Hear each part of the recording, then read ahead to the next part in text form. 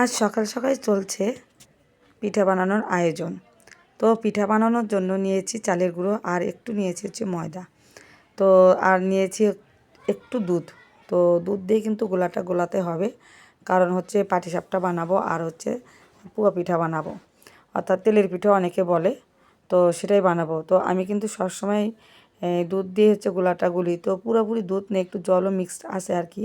তো দুধ আর জল কুসুম কুসুম একটু গরম করে নিয়েছি, নিয়ে হচ্ছে ভালো করে মতে নিচ্ছি একটু দিয়ে, হচ্ছে চালের ভিতরে দিয়ে আর কি সুন্দর করে একদম মতে নিচ্ছি। তারপর দেখো আমার মতা হয়ে গেছে। তারপরে এই যে দেখো কি সুন্দর হয়েছে, একদম একদম পারফেক্ট। তারপরে যখন ভাজতে যাব তখন হচ্ছে দেখবো আর কি যে ঠিকঠাক মতো আছে কি না। যদি পাটিসাপটাটা ঠিকঠাক মতো উঠছে তাহলে ভাববো যে না ঠিক আছে, মানে পরিমাণ মতো জল আর দুধটা ঠিক আছে। আর যদি দেখি যে না উঠছে না, তাহলে দেখতে হবে যে না একটু কম আছে আর কি, দিতে হবে। তো তারপরে দেখো ভেজে নিচ্ছি। তো তারপর দেখছি না ঠিকঠাক মতো পারফেক্ট আছে আর কি। তো হ্যালো সবাইকে, সবাই কেমন আছো? আশা রাখি সবাই ভালো আছে, সুস্থ আছো। তো কে কে পিঠা খাবে অবশ্যই কিন্তু চলে আসো, ঠিক আছে? তো ছোটোবেলা থেকে পিঠা ভাজতে দেখেছি মাকে, তারপরে আমার ঠাকুমা, আমার দিদিমাকে, আমার বড়মা ছিল, তাদেরকে সবাইকে আমি পিঠা বানাতে দেখেছি। তো বাড়িতে ওরকমভাবে বানানো হয়নি, কারণ মা ছিল, মা বানিয়েছে।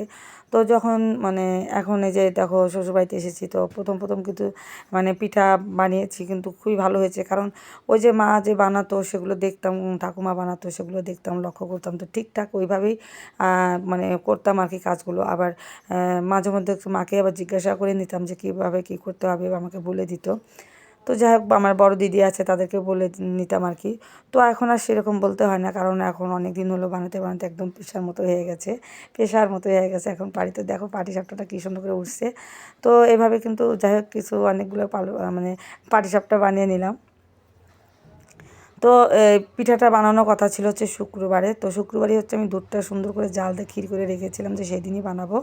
তো ছেলে অসুস্থ হঠাৎ করে হয়ে পড়লো, তো জ্বর আসলো, এই জন্য আর বানানো হলো না। তো যাই হোক, তো আজকে হচ্ছে মঙ্গলবার, আজকে হচ্ছে আমি বানাচ্ছি। আর ভিডিওটা কিন্তু ছাড়তে 2-3 দিন আমার লেট হয়ে গেছে বন্ধুরা। তো পাটিসাপটার পুরগুলো দিচ্ছি একদম দুধের ক্ষীর করে, একদম দুধের ক্ষীর খাঁটি। এর ভিতরে কোনো ময়দা, আটা, তারপরে হচ্ছে সুজি বা চালের গুঁড়ো কোনো কিছু অ্যাড করিনি, শুধু দুধই আর কি। আর নারকেল দিয়েও করা যায়। তো নারকেল জিনিসটা আসলে ওই দেখা যায় যে নারকেল 150 টাকা কেজি, অর্থাৎ দেখা যায় যে দুটো নারকেল যদি 300 টাকাতে নিয়ে আসি, তো দুধই সবচেয়ে ভালো। 3 কেজি দুধ জাল দিলে অনেক সুন্দর অনেক ক্ষীর হবে। আর ওই ক্ষীরটা খেতেও কিন্তু বেশি ভালো, মানে নারকেলের থেকে বেশি ভালো। নারকেল ঠান্ডা লাগে, তারপর হচ্ছে নারকেল হচ্ছে গ্যাস হয়। আর ওরকম দুধের মতো কিন্তু স্বাদটা পাওয়া যায় না। তো দুধের স্বাদ দুধের কাছে, ঠিক না? তো যাই হোক, এখন হচ্ছে আমার পাটিসাপটাটা ভাজা হয়ে গেছে। তো আমি এখন হচ্ছে তেল পোয়া ভেজে নিচ্ছি। তেল পোয়া ভেজে নেওয়ার জন্য একই মানে ওই কুসুম কুসুম হচ্ছে জল গরম আর হচ্ছে দুধ গরম করে আমি দিয়েছি। তো দুটো পিঠেই খেতে অসাধারণ হয়েছিল, খুব ভালো লেগেছিলো আর কি। তো আমি একটু কম খেয়েছি, আমি মাত্র একটা পাটিসাপটা খেয়েছি, আর তেমন খাইনি। তো আমি তেল পোয়াটা বেশি পছন্দ করি। তো তেল পোয়াটাই খেয়েছি 2-1টা আর কি, বেশি খাইনি আর কি। তো যাই হোক বন্ধুরা, শীত পড়ে গেছে, কে কে তোমরা পিঠা খাচ্ছ? আর এই পিঠাটা দেখো একদম কাচিমের মতো হয়ে লাগছে না দেখতে, কেমন? তো যাই হোক বন্ধুরা, তোমরা কে কে পিঠা করেছো অবশ্যই একটু কমেন্ট করে জানাবে। আর কে কে খাওয়ানি সেটাও কিন্তু কমেন্ট করে জানাবে, ঠিক আছে? কমেন্ট করতে ভুলবে না। তো এখানে এই যে দেখো, এখানে হচ্ছে এসেছি আমার বড় ননদের বাসায়। তো আমার এগুলো হচ্ছে মাসি শাশুড়ির মেয়ে, তো ওরা হচ্ছে আমার ননদ হয়। তো ওদেরকে কিন্তু তোমরা আগে দেখেছো, তোমাদের সাথে শেয়ার করেছি। তো আমার বাসায় এসেছিলো, তো ওদেরকে নিয়ে আমরা চলে এসেছি, আমার ওই বড় ননদের বাসায় এসেছি। তো সেখানে হচ্ছে আমার ওই দাদা জামাইবাবু এনেছে হচ্ছে চটপটি। তো 2 শালিকে চটপটি খাওয়াচ্ছে, আর আমিও খাচ্ছি, শালার বউ। তো যাই হোক, সবাই মিলে চটপটি খাচ্ছিলাম, আমার অনেকক্ষণ বসে আড্ডা দিলাম, গল্প হলো আর কি। তো আজকের দিনটা বেশ মোটামুটি কাজের ভিতরেও, তারপরে একটু আবার ঘোরাফেরা করলাম, ভালোই লাগলো। তো আমার ঠান্ডা লেগেছে দেখো, গলাতে মুড়িয়ে নিচে হচ্ছে ওড়না, খুব ঠান্ডা লাগছিলো। তো আমার ননদকে বললাম যে দিদি একটা ওড়না থাকে দেন, তো একটু গলায় পেঁচিয়ে নিই। তো গলায় পেঁচিয়ে নিচ্ছি। আর ওই যে আমার ননদের জামাই বসে আছে। তো এখন হচ্ছে বাড়ি যাওয়ার পালা, বাড়ি যাচ্ছি। তো আমার ওই 2 ননদ হচ্ছে ওরা আগে একটু চলে গেছে, কারণ হচ্ছে বড় ননদ একটু বাসায় চলে যাবে, মানে বাবার বাড়িতে আসছে, সেখান থেকে যাবে হচ্ছে শ্বশুর বাড়িতে, একটু দূরে। তো তো লেট হয়ে যাবে, তো এই জন্য হচ্ছে একটু আগে চলে গেছে। তো আমার তো পাশাপাশি বাসা, তো এই জন্য হচ্ছে আমি একটু পরে এসেছি। তারপরে শিবার বাবাও এসেছিলো, এই জন্য।